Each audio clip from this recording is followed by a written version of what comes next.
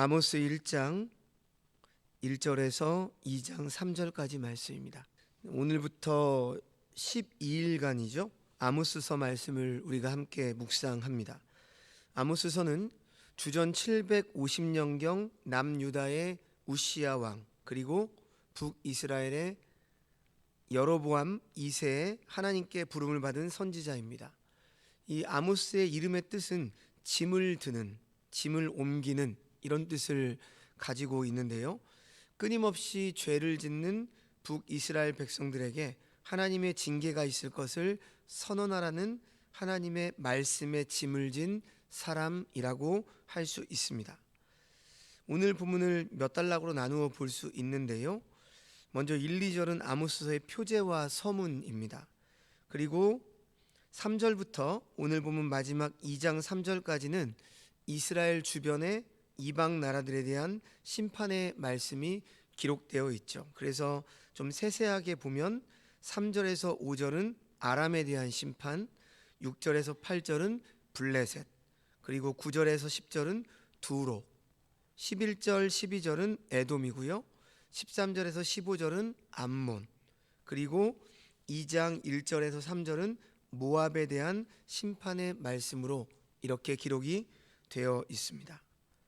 자, 먼저 1절을 보시면 아모스 선지자는 자신이 누구이며 예언을 받은 때에 대하여 밝히고 있습니다. 유다 왕 우시야의 시대, 곧 이스라엘 왕 요아스의 아들 여로보암 시대 지진 전 2년에 드고아 목자 중 아모스가 이스라엘에 대하여 이상으로 받은 말씀이라 이렇게 기록하고 있는데, 아모스는 시대적으로 이사야보다 약간 앞서 활동했던 선지자입니다.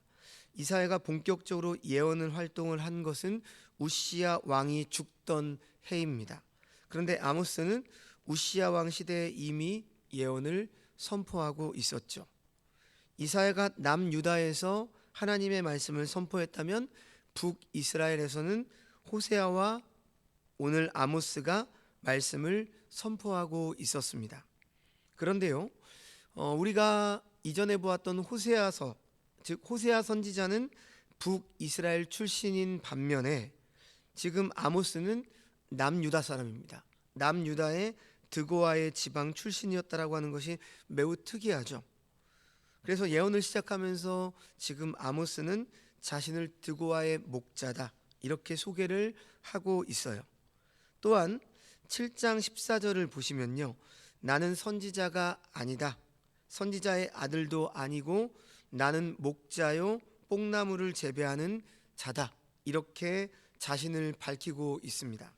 그러니까 전문적인 선지자 훈련을 받은 적도 없고요, 선지자 집안의 사람도 아닌 일개 양을 치고 뽕나무를 재배하는 그러한 가난한 목자 농부였던 사람이, 그것도 자기 나라가 아니라 비록 같은 민족이지만 어찌 보면 경쟁 관계에 있는 이웃 나라인 유다의 북이스라엘로 와서 하나님의 말씀을, 그것도 그들의 죄악을 지적하고 선포하고 있었다라고 하는 것이죠. 자, 하나님께서 이처럼 남유다의 드고아 지방, 그것도 일개 무명의 목자를 선지자로 삼아서 북쪽 이스라엘로 보내신 것은 무엇 때문이었을까? 북이스라엘에 선지자들이 없었기 때문은 아닐 겁니다. 북이스라엘에도 많은 선지자들이 있었습니다. 그러나 문제는 그들이 겉으로는 선지자로서의 자격을 갖추었겠지만 실제 모습은 바른 하나님의 말씀을 선포하는 것이 아니었기 때문이죠. 오히려 하나님의 온전한 말씀을 가로막고 거짓으로 말씀을 가리고 있었다. 이 부분에 문제가 있었습니다. 그래서 그들은 받지도 않은 말씀을 하나님의 말씀이라고 하면서 자기 생각을 가지고 사람들을 미혹했고 오히려 앞장서서 사람들을 죄악으로 이끌고 있었다라고 하는 것이죠. 그러나 성도 여러분, 하나님의 말씀은요, 사람의 관습이나 죄악에 절대 얽매이지 않습니다. 거짓 선지자들이 말씀 선포를 독점해서 하나님의 말씀이 가려지는 것 같아 보이지만 사람이 하나님의 말씀을 얽어맬 수는 절대 없기 때문입니다. 그래서 북이스라엘의 선지자들이 하나님의 말씀을 거짓으로 가렸지만 하나님은 남쪽 유다의 평범한 목자인 아모스를 불러서 참된 말씀을 선포하게 하셨던 것입니다. 자, 오늘 보면 2절에서 아모스는 하나님의 말씀 선포를 땅을 흔드는 사자의 부르짖음과 하늘을 가르는 뇌성의 음성으로 비유를 하고 있죠. 자, 여기서 초장은 낮은 평원을 말하고 갈멜산 꼭대기, 높은 곳을 의미합니다. 그러니까 높고 낮은 이스라엘 땅, 즉 남과 북의 이스라엘 모든 지역이 다 하나님의 지금 엄위하신 심판의 말씀 앞에 어떻게 황폐해질 것인가를 지금 아모스는 말하고 있다라고 하는 것입니다. 아모스는 하나님의 그 사자 소리, 뇌성의 소리가 시온에서부터 예루살렘까지 말하리라, 이렇게 선포를 하고 있습니다. 사자의 소리, 맹수의 울부짖는 소리가 들리면 초장이 마르고 천지를 진동하는, 뇌성이 울려 퍼지면 산꼭대기가 말라붙는 듯한 두려움이 엄습해 올 것이다. 그리고 그 소리는 죄인들을 향해 부르짖는 맹수의 소리, 심판의 소리일 것이다. 아모스는 지금 처음부터 경고의 말씀을 하고 있습니다. 하지만 여러분, 이 말씀을 지금 아모스가 하는 이유가 무엇입니까? 우리가 앞에서 호세아서도 봤지만 호세아서에서도 하나님께서 호세아를 통해서 심판의 말씀, 저주의 말씀을 하고 있는 그 이유가 무엇입니까? 그 소리는요, 바꿔서 말하면 자기의 죄에서 지금이라도 돌이켜라 라고 하는 은혜의 소리라고 우리가 생각할 수 있습니다. 왜냐하면 지금 이 소리를 바르게 정직하게 듣는 사람은 은혜로운 하나님을 만나게 되기 때문이죠. 선지자가 지금 말씀을 선포하는 이유가 무엇입니까? 남아있는 자들, 남은 자들이죠. 그들에게 참된 말씀을 들리게 해서 깨닫게 하시기 위함이에요. 그래서 이 선지자의 이 심판의 선포는요, 예언은 반드시 이루어지는데요, 어떻게 이루어집니까? 먼저는 말씀대로 이루어지죠. 그래서 말씀대로 북이스라엘은 남아수르에 의해서 멸망을 당합니다. 그렇죠? 그런데 그것이 끝이 아닙니다. 말씀대로 이루어진다라고 하는 것은 바로 남은 자들에게는 이 말씀을 듣고 회개함으로 하나님께로 돌아가는 그러한 결과가 되는 것이고요. 그리고 버림받은 자들, 그러니까 이스라엘이지만 남은 자들이 아니라 오늘날로 말하면 예정되지 않은 자들이겠죠. 혈통상으로는 이스라엘이지만 이스라엘이 아닌 자들인 겁니다. 그들은 어떻게 되는 겁니까? 이 심판의 말씀대로 그냥 심판을 받는 것으로 하나님의 말씀이 이루어지는 겁니다. 그러니까 하나님의 말씀은 언제나 이루어지는 거죠. 그래서 우리가 이 소리를 듣는 사람은 자신에게는 소망이 없음을 알고 하나님의 말씀 앞에 자기 자신을 겸손히 낮추고 돌이키는 것입니다. 참된 말씀이 선포될 때요. 그러나 하나님의 소리가 아니라 사람의 소리, 말씀이 아니라 욕망에 사로잡힌 사람은 하나님의 구원을 언제나 외면하고 심판을 자초하게 되는 것이죠. 자, 이스라엘 백성들은 여전히 자신들의 모습을 깨닫지 못하고 있습니다. 그래서요, 지금 아모스는 계속해서 본문 3절부터 이제 마지막 2장 3절까지 북이스라엘을 둘러싸고 있는 나라들, 즉 북이스라엘 주변 국가에 대한 하나님의 심판을 예언하고 있습니다. 자, 먼저 3절에서 5절은요, 이스라엘의 대적인 다메섹, 아람이죠. 아람을 하나님께서 심판하실 것이다, 이렇게 선포를 하고 있습니다. 3절에서 하나님께서는 다메섹의 서너 가지 죄로 말미암아 그 벌을 돌이키지 아니하신다, 이렇게 말씀을 하고 있는데, 지금 이 서너 가지의 뜻은요, 문자 그대로의 서너 가지가 아니라 아주 많다라고 하는 것을 뜻하는 히브리어의 관용적인 표현입니다. 그러니까 지금 계속 이 서너 가지 죄라고 반복되잖아요, 그죠? 그러니까 이 이스라엘 주변의 그 이방 국가들을 심판하실 때 너희의 죄가 아주 많다, 셀 수 없다. 뭐 이렇게 생각하시면 됩니다. 자, 하나님께서 다메섹을 심판하시는 이유는 그들이 타작기로 타작하듯이 길르앗을 짓밟았기 때문이다. 이렇게 말씀하죠. 특히 여호아하스 왕 때에 아람이 보병 1만 명과 마병과 병거를 몰고 와서 침략을 합니다. 그래서 이스라엘 군대를 타작마당에 티끌같이 만들어 버렸습니다. 그것에 대해서 지금 심판을 하시겠다. 이렇게 말씀을 하시는 거죠. 그리고 6절에서 8절을 보시면요, 블레셋에 대한 심판의 말씀이죠. 지금 본문에 나오는 가사, 아스돗, 아스글론, 에그론 다 블레셋 도시의 대표적인 이름입니다. 가사는 블레셋에서 가장 교통이 발달된 도시고요. 그들은 편리한 교통을 이용해서 이스라엘에서 잡은 사람들을 인신매매했던 그러한 족속입니다. 그런데 하나님께서 가사를 심판하시는 이유는 단지 인신매매를 했기 때문이 아닙니다. 전쟁 포로를 노예로 파는 일은 고대에 드문 일이 아니었기 때문이죠. 근데 그들은 포로를 잡은 이스라엘 백성들을 이스라엘과 일부러 적대적인 관계에 있는 에돔에 고의로 팔았다는 거죠. 그래서 7절을 보시면요, 하나님께서는 가사에 불을 보내어서 궁궐을 사르겠다. 이렇게 말씀을 하세요. 그리고 그 의미는 패전하여서 궁궐이 불에 타게 될 것이다. 지금 이방 나라 심판을 할 때 좀 반복되는 표현이 있죠. 서너 가지 죄, 즉 아주 많은 죄. 그리고 그 심판의 방법이 불이라고 하는 심판의 방법으로 말씀을 하고 있습니다.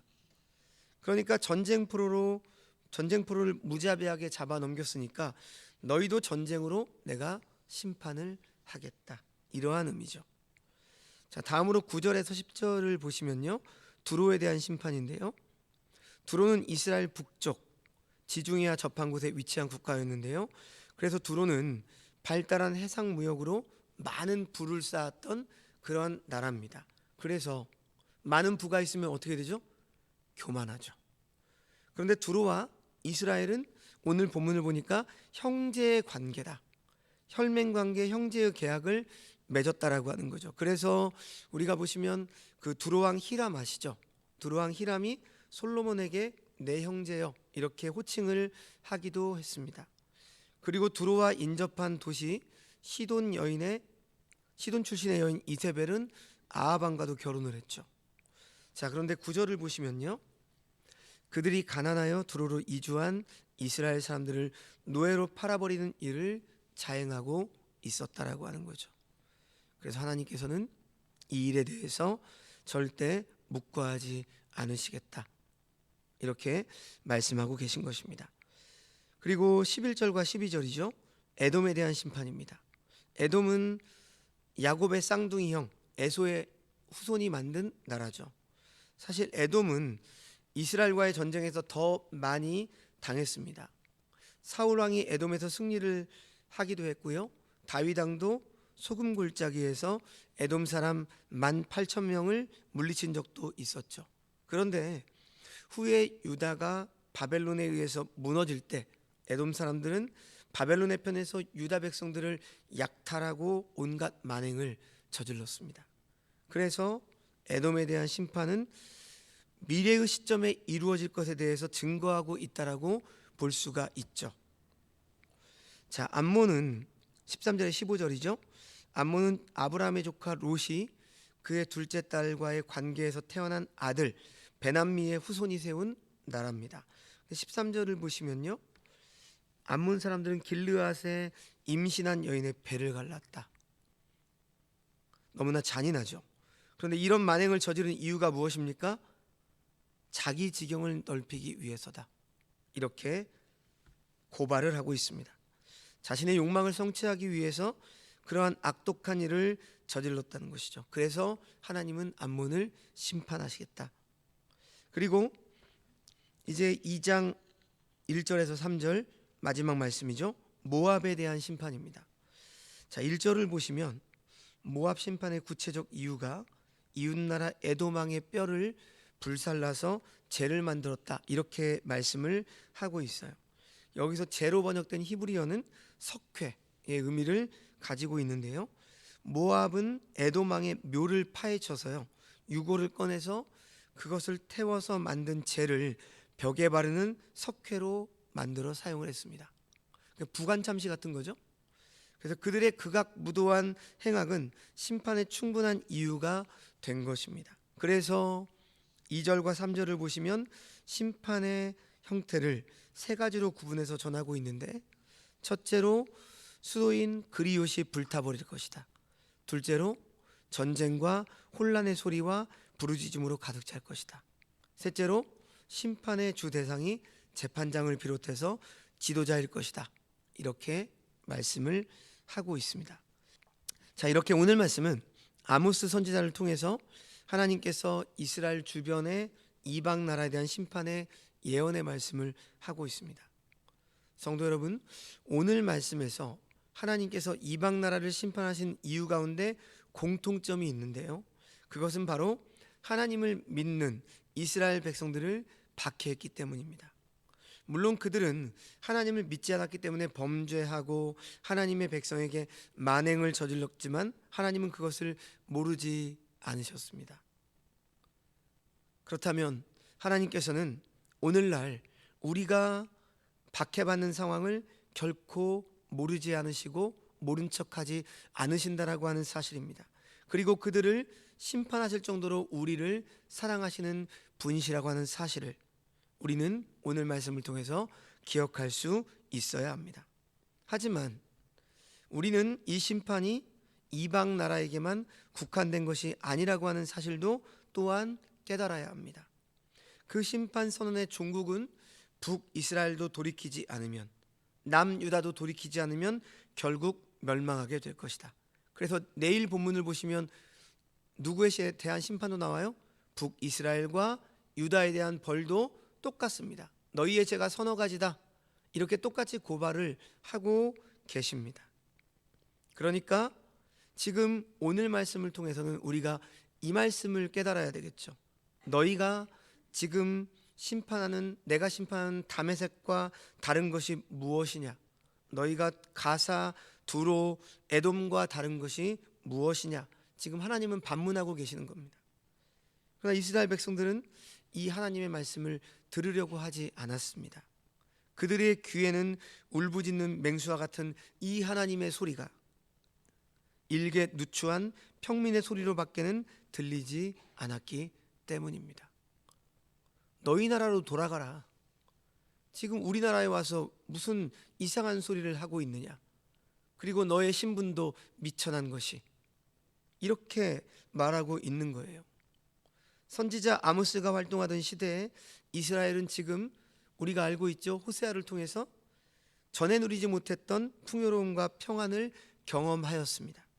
하지만 그 백성들은요, 약한 자의 재물을 약탈하며 도덕적으로 윤리적으로 타락했습니다.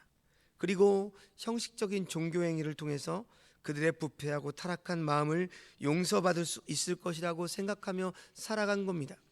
오늘날로 말하면 6일 동안은 세상에서 자기 마음껏 하며 범죄하며 살아왔던 성도들이 주일날 와서 예배드리고 헌금 바치면서 내가 예배했고 헌금했으니까 하나님은 나를 사랑하시고 용서해 주시겠지. 형식적인 예배, 형식적인 예물의 드림, 마음이 담겨 있지 않는 우리의 형식적인 신앙생활, 그 이 시기에 왕의 후원을 받으며 왕의 귀에 듣기 좋은 말만 하고 직업적으로 예언하던 예언자들, 그리고 수많은 거짓 예언자들도 있었습니다. 하지만 하나님께서는 이처럼 혼탁한 시기에 선지자로 훈련받아 준비된 사람이 아닌 목자이면서 뽕나무를 배양한 한 사람을 선택하셔서 하나님의 음성을 그 백성에게 전하도록 하셨습니다. 때로는 거짓 예언자들의 방해와 모함에도 불구하고 여호와 하나님의 부르짖음, 하나님의 소리를 선지자 아모스가 듣도록 하셨고, 그는 수많은 핍박과 방해에도 불구하고 그가 들은 것을 이스라엘과 그 이방들에게 말하였습니다. 여러분, 아무리 사회가 어지럽고 병들어간다 할지라도 하나님의 공의는 여전히 살아 있습니다. 그리고 하나님께서는 타락한 백성들을 향해 하나님의 음성을 전할 자를 선택하셔서 하나님의 음성을 선포하도록 하십니다. 오늘날 우리가 살고 있는 이 땅에도, 한국교회에도 우리는 이 사실을 깨달아야 돼요. 하나님께 범죄하여 그 마음의 중심을 하나님께 두지 않으려는 백성들을 향해 사자에 포효하는 소리와 천둥과 같은 크고 강력한 소리를 발하셔서 그들이 진심으로 회개하고 하나님께로 돌아오도록 하나님은 말씀하십니다. 우리나라는 과거 어느 때보다도 풍요롭고 평안한 시대를 살고 있어요. 물론 밤잠 설치셨죠? 저도 잠을 잘 못 잤어요. 엄청난 일이 있었잖아요. 그죠? 이처럼 참으로 놀라운 일들이 많이 일어나는데, 그럼에도 불구하고 물질의 풍요함과 편안한 신앙생활을 할 수 있게 된 오늘날 우리의 상황 가운데 행여 아모스 선지자 시대의 이스라엘 백성들처럼 하나님께 범죄하여 악을 행하며 자신의 잘못은 깨닫지 못하고 형식적인 종교 행위가 자신의 잘못과 타락한 모습까지도 용서해 줄 것이라고 여기면서 습관적으로 교회에 오가는 외식적인 모습들을 가지고 있지는 않은가? 우리는 오늘 말씀을 통해서 돌아봐야 합니다. 그리고 이 시대 우리에게 하나님께서 사자에 포효하는 소리, 천둥과 같은 크고 강력한 이 경고의 메시지를 말씀하고 계시지는 않은지 다시 한번 우리는 말씀을 통해서 살펴보아야 됩니다. 그리고 돌이켜야 합니다. 지금도 늦지 않은 것이죠. 바른 말씀이 선포되고 있다라고 하는 것은 지금도 늦지 않았고 우리가 돌이킬 수 있는 기회가 있고 회개할 수 있는 기회가 있다라고 하는 것입니다. 그럴 때 나에게 그러한 하나님의 절박하고도 강력한 메시지가 전해질 때 아무리 힘든 핍박과 어떠한 방해가 있다 할지라도 하나님의 백성에 대한 하나님의 이 절박하고도 간절한 마음을 그 백성들에게 온전히 전하는 사명을 감당할 수 있는 진실한 사명자의 삶을 우리 모두가 살아갈 수 있을 것입니다. 이 말씀을 기억하시고 우리가 이 나라와 또 한국교회와 또 내 자신이 참된 말씀으로 바로 서고 돌이키고 우리가 진실된 삶을 살아갈 수 있는 그러한 하나님의 사람들이 되시기를 주님의 이름으로 축원합니다. 기도하겠습니다. 하나님 아버지, 은혜와 사랑을 감사합니다. 오늘 남유다의 이름도 없고 빛도 없고 미천한 신분이었던 이 아모스를 들어 사용하여 주셔서 이웃나라인 북이스라엘까지 가서 하나님의 이 심판의 말씀을 전하는 오늘 말씀을 보면서 하나님, 우리가 사자처럼 포효하고 있는 하나님의 이 시간 우리에게 하시는 그 경고의 말씀에 우리가 귀를 기울이기를 간절히 소망합니다. 그래서 지금이라도 돌이키고 우리 한국교회가 더욱더 하나님의 말씀으로 돌아가서 성공과 번영에 목말라 있는 그러한 성도들이 참된 말씀을 통해서 회개하고 돌이켜서 이 나라와 민족을 위해서 기도하는 그런 하나님의 사람들이 다 되게 하여 주시옵소서. 아무리 사회가 힘들고 혼란스럽고 어지럽다 할지라도 하나님은 역사하시고 오늘 이웃나라의 심판을 바라보면서 예언의 말씀을 보면서 우리가 이 말씀을 깨닫습니다. 하나님의 공의는 살아있습니다. 하나님은 반드시 심판하시고 역사하신다는 이 사실 앞에 우리가 겸손히 우리의 삶을 돌아보며 하나님 앞에 돌이키며 하나님의 말씀에 순종하며 살아가는 주의 백성들 되게 하여 주옵소서. 모든 말씀 예수님의 이름으로 기도합니다. 아멘.